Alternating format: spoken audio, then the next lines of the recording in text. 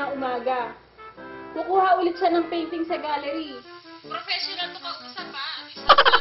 At least natin sa gallery. Huwag kang malilate ha. Alas 9 ng umaga. Don't be late.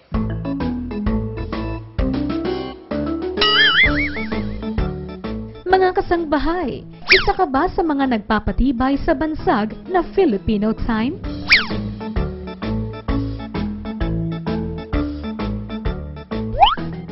Sa mga kataganga ng sikat na si Benjamin Franklin, time is money. Spend it wisely. Para magawa ito, kailangan natin ng online daily planner sa cellphone o sa inyong computer at relos. Matutong mag-prioritize. I-schedule ang mga commitments at appointments na mahalaga lamang para sa iyo. Learn to say no to others.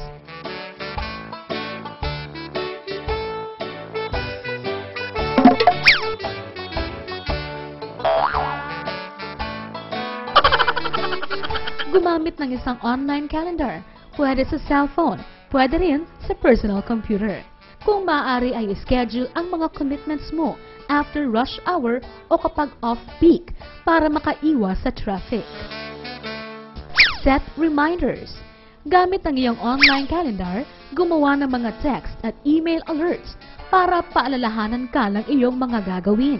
Maglagay din ng alarm 2 hours before ng iyong meeting para siguradong hindi ka malate.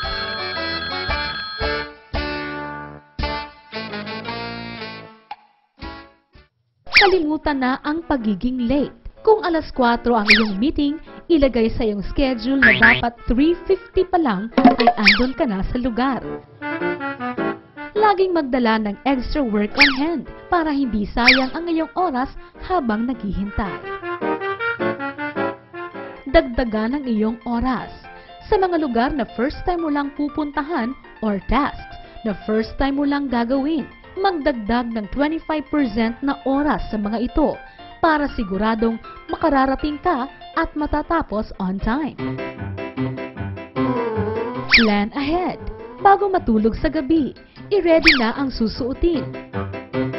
Relos, cellphone, wallet, at iba pang mahalagang bagay.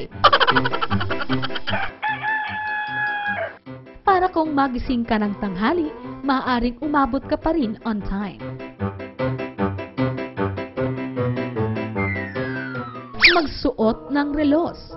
Laging magsuot ng relos o dalhin palagi ang iyong cellphone para siguradong alam mo ang oras. Did you know mga kasangbahay na kahit sa ibang bansa ay kilalang kilala na ang Filipino time? Kaya panahon na para baguhin yan.